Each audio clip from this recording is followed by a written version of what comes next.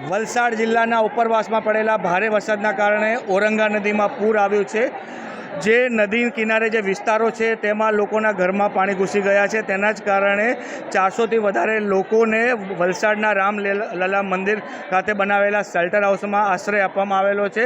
તમામની જે જમવાની વ્યવસ્થા તેમજ મેડિકલની વ્યવસ્થા કરવામાં આવી છે અને સૂવા માટેની અલગ વ્યવસ્થા કરવામાં આવી છે। લોકોને જમવાનું અપાઈ રહ્યું છે અને જે રીતે આગામી 3 દિવસ વલસાડ જિલ્લામાં ભારે વરસાદની આગાહી કરવામાં આવી છે તેને લઈને વલસાડ જિલ્લાનું વહીવટીતંત્ર એલર્ટ મોડ ઉપર જોવા મળી રહ્યું છે। ખાસ વાત એ છે કે મહારાષ્ટ્રના ઉપરવાસમાં જે પાણી વધારે આવી રહ્યું છે તેના કારણે જે આ ઔરંગા નદી છે તેમાં પૂર જેવી પરિસ્થિતિનું નિર્માણ થયું છે। તો ભરતી હોવાના કારણે જે નદીનું પાણી દરિયામાં ન જવાના કારણે આ પરિસ્થિતિ સર્જી છે। જો કે અત્યારે 400થી વધારે લોકો અત્યારે આ આશ્રયમાં સ્થાન લઈ રહ્યા છે। માનવ ઠાકોર, VTV ન્યૂઝ, વલસાડ।